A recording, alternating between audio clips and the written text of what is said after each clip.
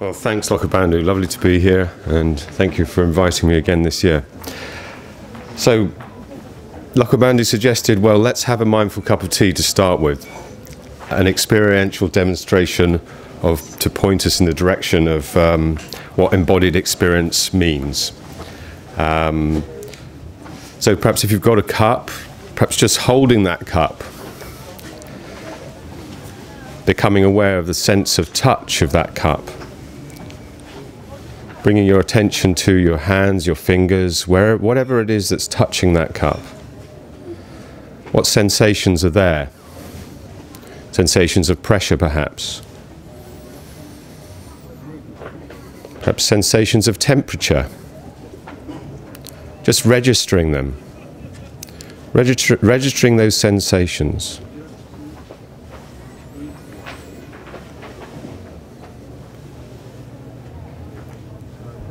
And perhaps now, moving that cup towards your upper lip, and so that you can bring your nostrils over the cup.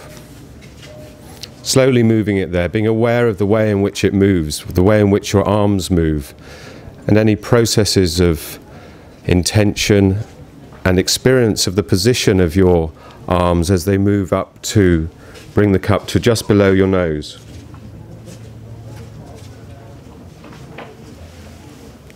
And then breathing in, just sensing whatever is there that comes into the nostrils.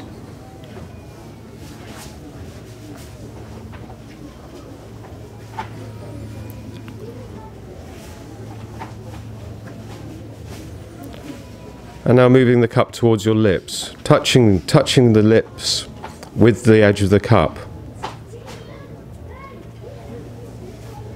What sensations are present in the lips? Perhaps noticing other sensations in the shoulders and arms, holding the cup in place.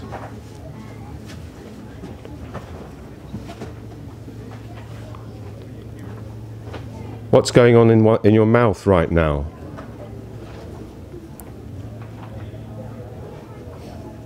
And then tipping the cup so that some of the liquid in the cup is received by your mouth.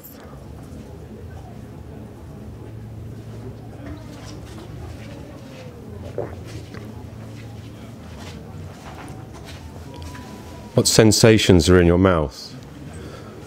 What reflex actions take place? What do they feel like as the liquid enters your mouth and you swallow the tea?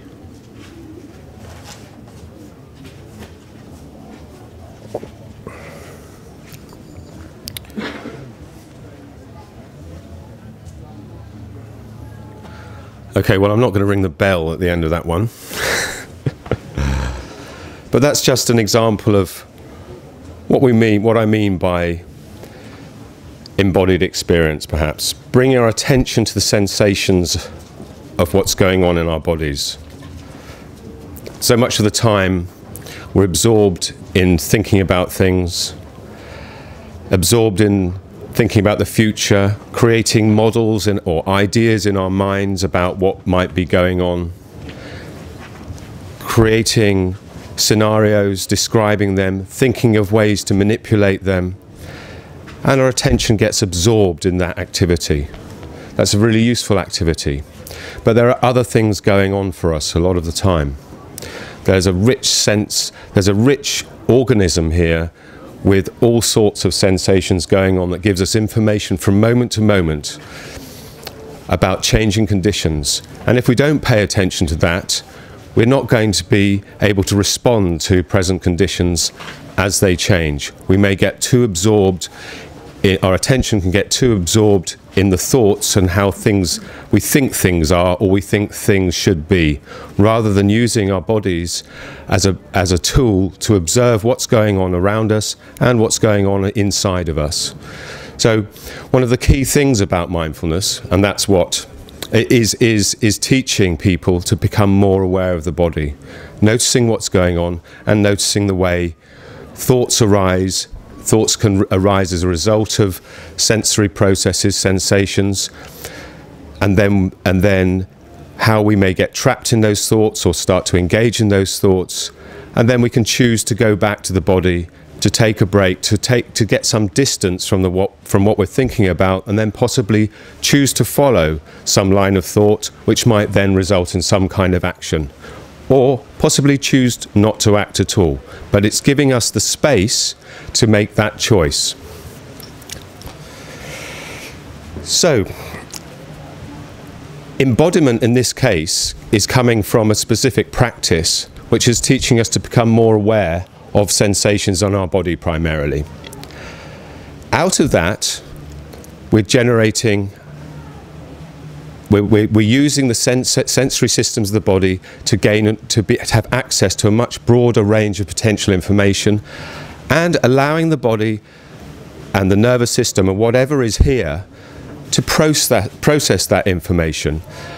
And this enables us to enables the physiology, the human body itself, to develop intuitive responses to what's going on, as well as what's going on in the thoughts. It's developing an embodied sense of wisdom.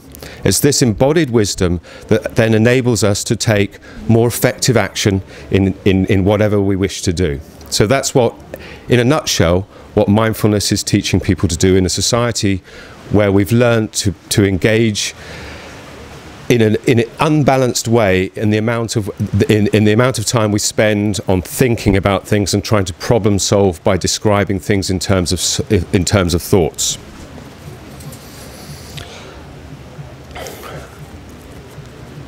I'm a sort of kind of Buddhist, is what Lokabandhu said. Yeah, I am a Buddhist, and here I'm kind of. I was doing a debate last night. The proposition was that there's no future for Buddhism in the West. So here I'm the kind of agent provocateur. But I do work in the Department of Psychiatry in Oxford University, and I'm surrounded by clinicians there. There I'm the Buddhist. I'm the agent provocateur in the Department of Psychiatry. So I get a rough time wherever I go.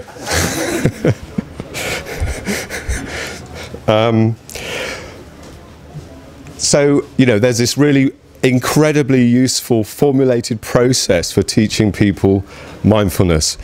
I mean, I'm so impressed with it. I've dedicated the last 4 years of my life to really support the institution so that it can become something that has an impact on society. I said to Mark Williams a couple of months ago, I said, you know, I got out of Dharma organisations because I was tired of seeing what I think are really useful tools trapped in little communities that are not able to find ways of communicating these useful tools outside of the rest of society. And I didn't get involved with this project here, you know, the Oxford Mindfulness Centre, for it just to be owned by another tight little community, i.e. clinicians. You know, anyway, that's just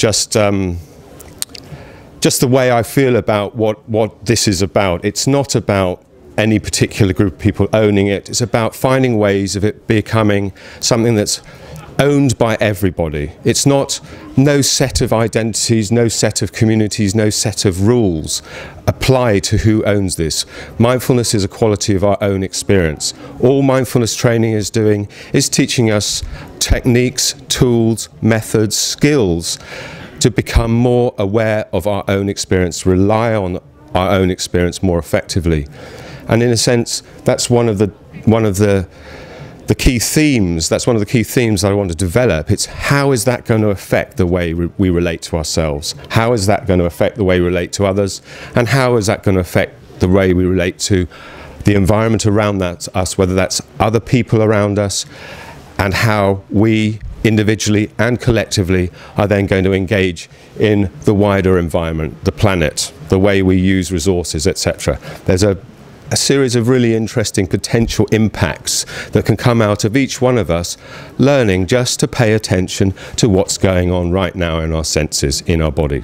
I think this is a really exciting possibility when we think about the potential for this spreading across society. Anyway, coming back to the agent provocateur status that I seem to find myself inhabiting so often, I was discussing with a really lovely woman from Norway who's doing a PhD at the moment, Oxford Mindfulness Centre, talking about the 8-week mindfulness-based cognitive therapy program, which is very close to John Kabat-Zinn's mindfulness-based stress reduction program. And I said, you know, week 5, choiceless awareness, approaching difficulties, I think you're asking a bit much. You know, from my point of view, from my, I guess, background in meditation, choiceless awareness, I mean, I don't like the phrase by the word, it's something that came from Krishnamurti, and I don't approve of his approach to this in one slightest bit. So there's a little bit of a cultural aversion there in the first place. But if you're talking about what I think choiceless awareness means, is being able to rest in an open state of mind, free of the potential to be absorbed by any objective experience that may come into that, and rest in awareness itself. And from a traditional perspective, that's achieved through many years of practice, until points at which deep karmic patterns emerge, potentially in the form of demons, and then they can be experienced, transformed, incorporated, integrated into the whole being of a yogi. So I thought 5 weeks is like pushing a boat out a bit far here. And anyway, so next to me was another excellent, you know, one of the main teachers there, who teaches mindfulness-based cognitive therapy. I have a great deal of respect for her, and she's an extremely good teacher of mindfulness-based cognitive therapy. She's, you know, my personal, if you like, tutor at the moment in learning to jump through the hoops, learn the skills of what it takes to become a mindfulness-based cognitive therapy teacher. Her name's Christina Sarawi. But she said to me, "Oh, Mark, and what's your background?" And I said, well, she knows very well I'm not a clinician, of course. I'm the only person in the organisation that has some function that is directly involved with, you know, policy around training, developing the organisation, that isn't a clinician, apart from the admin and management section. I said, well, Christina, I did a degree in zoology about 30 years ago, and I soon decided that I thought that behaviourism was a load of rubbish.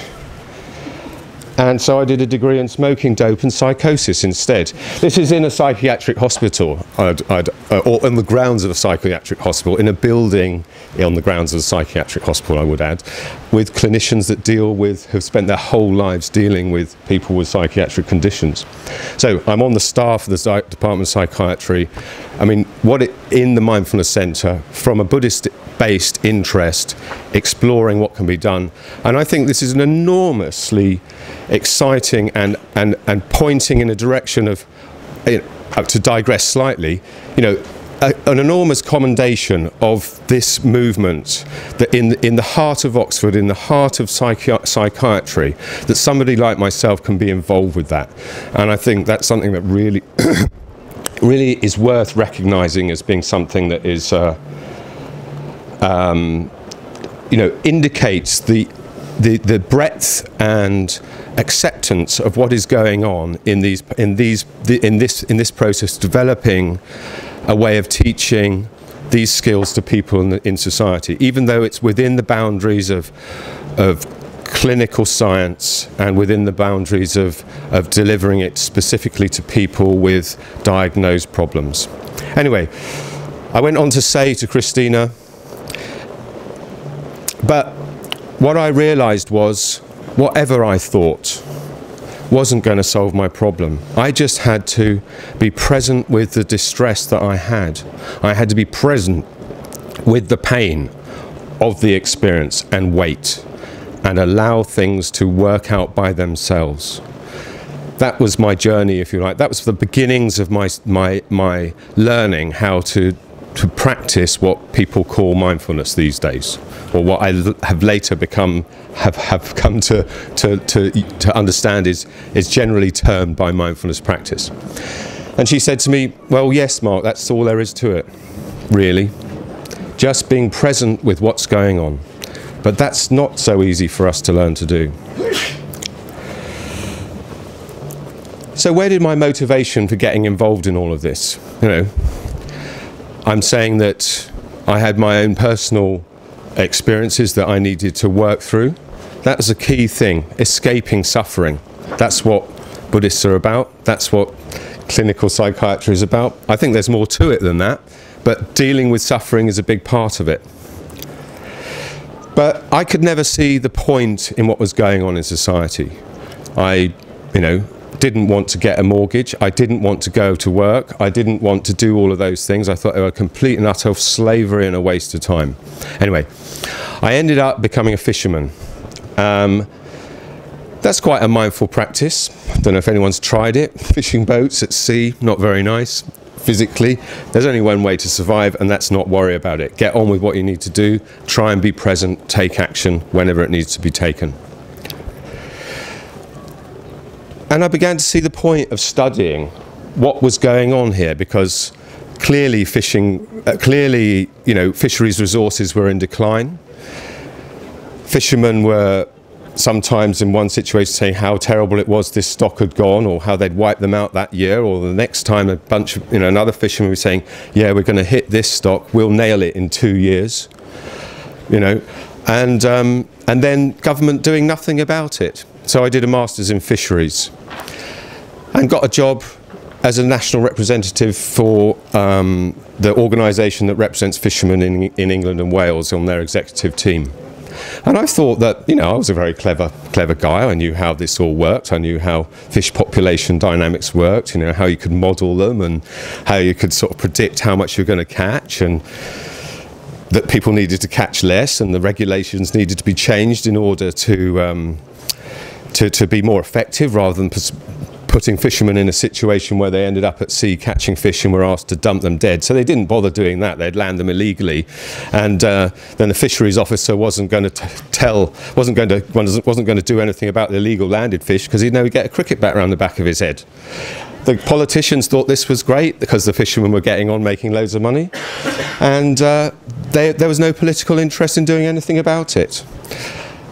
And well, I basically got the sack, because fishermen were only interested in what I could say to them that was going to be able to give them useful arguments to get away with making more money. This was the powerful fishermen who were using from what I could see, using the democratic system to persuade small-scale fishermen that were actually working sustainably to support them politically against their own interests and interests of the big fishermen. Well, politics wasn't working. My motivation was fine. There's a lot of good motivation there, but the system wasn't working. After a while, I went back to Cornwall and decided there was nothing more for it but to go back to surfing and smoking dope this time, which is another really another mindful practice that I'd recommend to all of you, at least the surfing bit. But it's hard to avoid both at the same time if you do them seriously, or one of them, do the surfing seriously anyway. I ended up realising that in my mid-30s that I was not going to be very good at surfing very much longer, because I was getting past it and I didn't have a job and wasn't doing anything. I'd tried my best to do the only kind of thing that had meaning to me, which do something effective to change the way we're using resources on this planet to support local communities, etc., etc. Start again. Anyway, I ended up, after a couple of years working for the Environment Agency, and because I'm kind of a nosy sort of character, got to know the special enforcement team and said, what's that you're playing around with? And he'd say, well, you guess. And I looked at it and said, well, it looks like some kind of trigger, some kind of sensor. He said, yeah, very close. It was one of these, it was a bollard, a kind of gas bollard, and he had it in his office. Anyway, from then on, I became this guy's apprentice, developing spy cameras to catch fly tippers.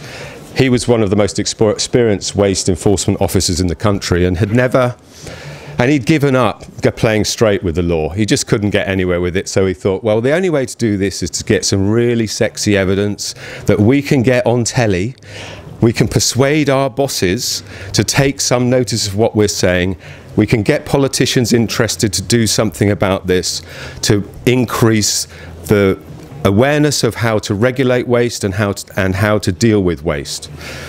And that was great fun, running around in the countryside playing with pieces of kit that that MI6 would be using, developing this and putting it in bushes and stuff like that. You could play around for days.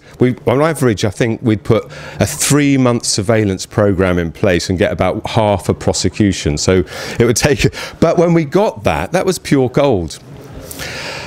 And legislation was changing.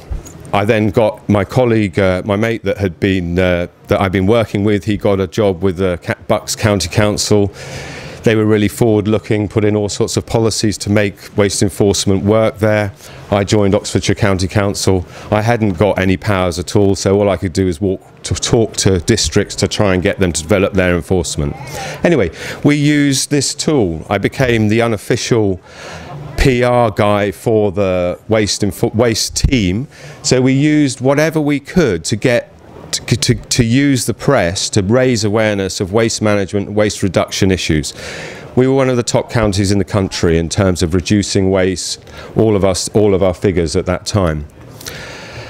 We even got in the papers, the local papers, an article. That was what I think one of the, from my point of view, one of our greatest achievements. We got an article in the Oxford Times, the local paper, that was pointing out that increases in charges for waste disposal and increased regulation that would end up costing the taxpayer more were actually not just a stealth tax that was milking society for more money. This was an environmental tax, and that was a valuable approach to managing waste management resources in a society.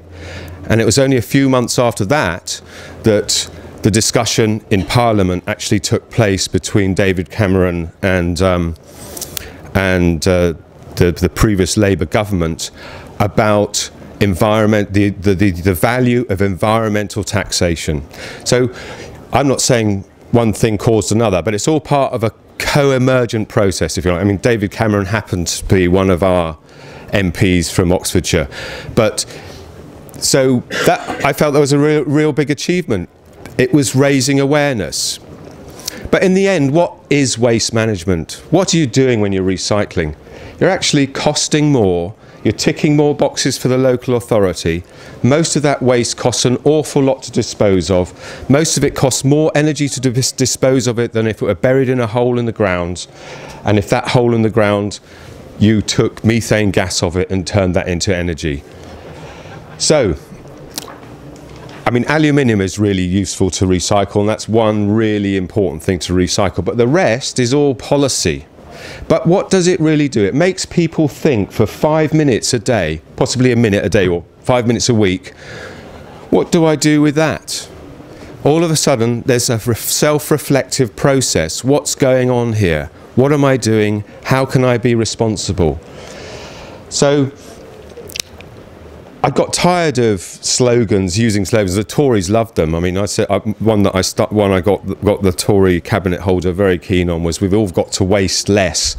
But you know, in the end, where did all of that go? I realised it wasn't about raising awareness. It was actually about helping people to develop awareness itself that is the prime cause of change. That's how you do it. So, anyway, I jacked in my job there and went travelling for a year and ended up coming back to Oxford and getting involved with the Dalai Lama's visit and supporting the development of the organisations. The Oxford Mindfulness Centre was set up. I was involved with the Oxford Centre for Buddhist Studies, but focused my energies on keeping the Oxford Mindfulness Centre going because, you know, it's a really beautiful building that we're in that's SANE, Prince of Wales International Centre, built by SANE. You know, it's a body. People will move through it. And it's that body and the symbol of that body that can create an embodied community. So I saw that as being really important to support. So at this point I was going to review the actual subject, the title of this talk. So yes, it is breaking down barriers, mind, body, environment. But this is all through embodiment. How might embodied experience affect our relationship to ourselves, others and our environment? So, how do we make a better world? I've been pointing out that I think changes in policy, changes in thinking about the way things are, choosing policy to manage the way people react or deal with things, raising awareness.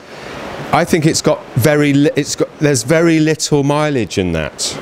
It doesn't really seem to work. We can try and regulate, we can try and set targets, all of these things. They can become better, but in the end, I'm not that confident that really makes much difference in the end. I have friends that are involved with development work in Africa. They know that change is a very slow and complicated process. They almost don't know what they're doing. They know that they're doing very little. They're walking away with a fat check, with a consultancy fee. What's it actually doing? There are so many examples of trying to change things by instrumentalizing them, formulating them, understanding a process, changing the inputs, measuring the outputs. Sometimes the outputs prove your case. You might have reduced the amount of waste going to landfill, but what did it actually achieve? All sorts of, unintended consequences that in the end seem to balance out, well, at the very best, 2 steps backwards and 3 steps forward. How might we be able to be more effective about the way we go about things?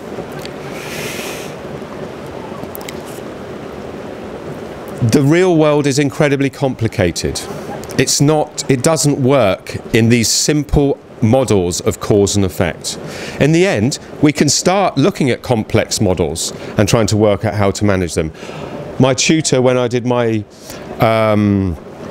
master's in fisheries biology, he was an experienced fisheries biologist, been working on scientific teams to estimate the amount of different species in the sea each year to work out what the catch could be from year to year. And he said, well, models, they've got to be simple, otherwise they're not usable. That's very true. They're necessarily going to be an oversimplification. That's the first thing he said. The second thing he said was, when we came together to do our fish population analysis on what were then very large computers, what we'd all do, the team of 10 scientists or so, we'd all write on a piece of paper what we thought the TAC, the total allowable catch, would be at the end of that, which is then divided up in quotas for all the different nations in Europe, a part of the common fisheries policy. We put what we think the TAC will be in terms of tons, write it on a piece of paper, stick it in an envelope and put it in a hat, and then you throw in a fiver after it. And the one who gets closest at the end gets all the money. They knew what the answer was going to be before they did the science. And if the answer came out the way we didn't like it, oh, that input doesn't seem right, let's tweak it. Let's have a look at the evidence for that. Oh, well, maybe it should go in this direction. It's just a very elaborate process to justify pointing out a figure that then could go to politicians to negotiate over. The fishery scientists in the end tried to cook the books in order to persuade politicians to change the way they negotiated, so they didn't always negotiate down. That didn't work either. People just carried on landing black fish. So how does mindfulness change our relationship to ourselves? Well, I've covered that, I guess, briefly. But instead of getting involved with abstract thinking, it's teaching us to pay attention to our senses. And through that, enables us to develop intuitive, bodily-based abilities to process information that may be sometimes unconscious, or at least they might be outside of the realms of our ability to put concepts, words, language around them. Think about it, this is how most animals survive. They manage to do quite well without language. Language is a particularly useful tool and has enabled us to become one of the most successful animals in evolution. But if we're not careful, it could bring about our demise at the same time. So how are we going to change that? First of all, by learning to pay attention to our body. Actually, mindfulness-based cognitive therapy, for example, was developed specifically for recurrent depression. It's now NICE approved. There have been 6 major trials, all of which have shown that it reduces the amount of the probability for relapse by around 43%, from around a 70 to 80% probability of relapse to a probability between 30 and 40%. That's a massive relief of human suffering and a massive relief on our society and the costs that are associated with that amount of suffering. It happens to be, by 2012, expected to be the most significant cause of years lost by death from disability in the world.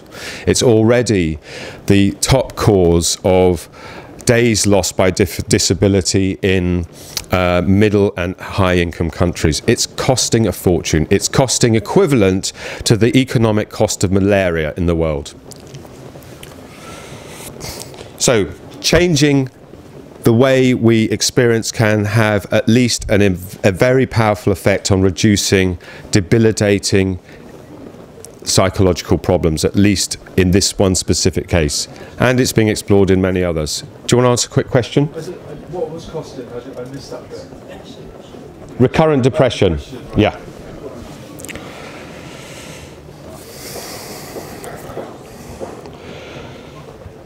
So how does mindfulness change our relationship to each other?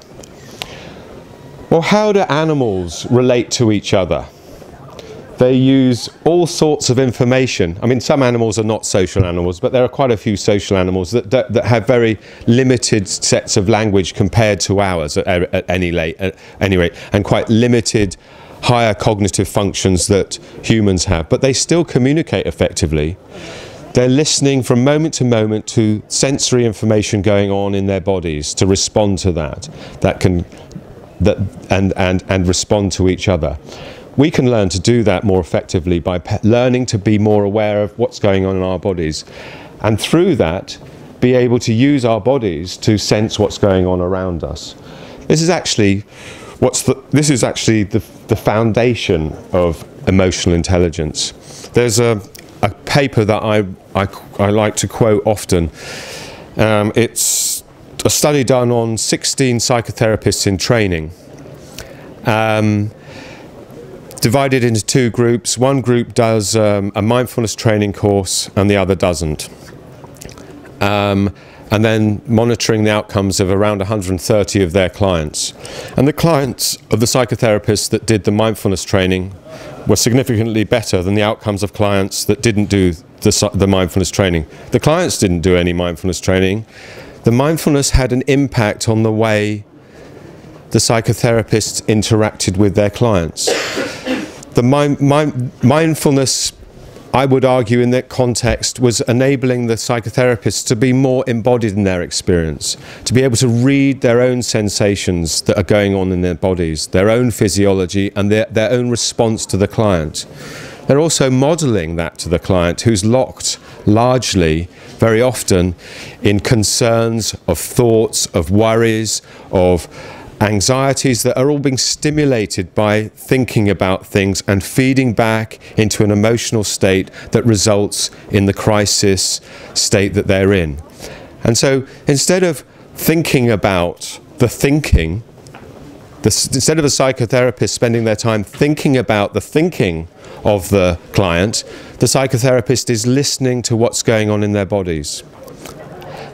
And I would argue that that is at the foundation of emotional intelligence, our ability to relate to others and to feel what it's like for others to be around us, how they're feeling, intuit how they're feeling and respond effectively. It's also true that the areas in the brain that relate to, it's interesting to know anyway, the areas in the brain that relate to this bodily awareness are also very closely related to areas in the brain that respond to emotions of compassion. These two things are very closely related neurologically. So, and when we're at ease, we're not thinking too much about this is mine, that's yours, I want what you've got. We're sharing what we've got. We're listening to people around us. Our sense of identity is more dispersed. There's less of an objectification about what's going on in between the group. We're sharing what we've got. We're not thinking too much about how things are, how things aren't. We're more in a more relaxed state, and in that more relaxed state there's less thinking going on. There's more awareness in the sensations of the body and how those relate to our emotions and our feelings and how that's responding to those around us. So I'm arguing here that mindfulness training here teaches us to be more aware of our bodies, what's going on in them, our physiological state, and this is in effectively teaching us to be more emotionally intelligent. That emotional intelligence is the basis of ethics that comes out of a natural awareness of our own experience, rather than some superimposed set of rules that come from some authoritative structure that tells us how to act, that we judge ourselves by. It's not about judgment, it's about letting go of self-judgment and feeling and trusting our own innate wisdom, our own innate embodied wisdom. So how might that help us work in groups, teams, communities? Well, clearly, if we spend more time paying attention, spending more time paying attention to our sensations in a relationship of a one-on-one relationship is more effective, this is also going to be more effective to operate as a group, to understand what's going on, to share our experiences in ways that create an embodied wisdom in the group, not just in two of us or in two people. So that's, I think this is how human beings evolved to survive. That's how a hunter-gatherer group survived. Constantly being aware of each other, working together, intuiting together, picking up subtle signals that other members of the team of that social group might be aware of, incorporating that knowledge, becoming, if you like, a group mind. And it's becoming aware of our internal sensations that enables that to develop, to become more effective groups. So, if you like, I've started on how that might change our environment, at least our social environment. How might that change the way we respond to the environment at large, our planet? Well, I saw the Dalai Lama went to the Dalai Lama teachings in Manchester 3 or 4 weeks ago. And in one of the public talks, one of the questions was, how can we make a more sustainable environment? And the Dalai Lama said, don't think about things, objects, materialism. Learn to enjoy your sensations better, including sex. Whatever it is, sensations. Then you're not thinking about what you want. That's how society is going to change the way it uses resources. It's going to need less because there's going to be less desire for objects to make us feel better, because we're getting into how we feel in the first place. And that's great. You only need to sit on your arse and watch your breath, and it can get incredibly entertaining. Well, I find it so anyway. But anyway, that's a message from His Holiness on how to create a sustainable society. And how could that change the way the economy works? I think it's very hard to predict the future. It's very hard to put a model around it. But these are conditions which can change things from an individual basis into a social basis, to change the way in which society works from the ground roots upwards. So that's what I'm interested in doing. Being able to promote mindfulness training approaches in as broad a population as I can possibly reach with those training practices, and let people get on with it once they've learned a little bit more to learn how to pay attention to their own bodies.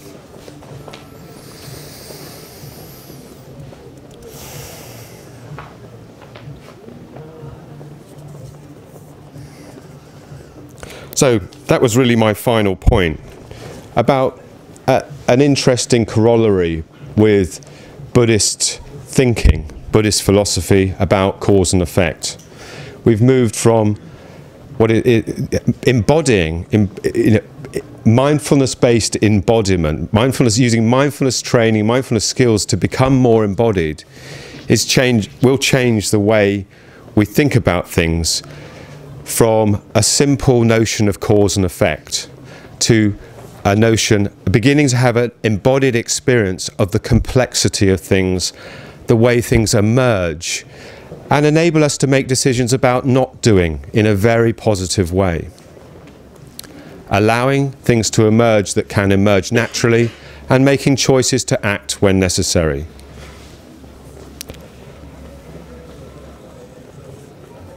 How do we manage this process of emergence? Perhaps that's a question I'll leave with you. Thank you.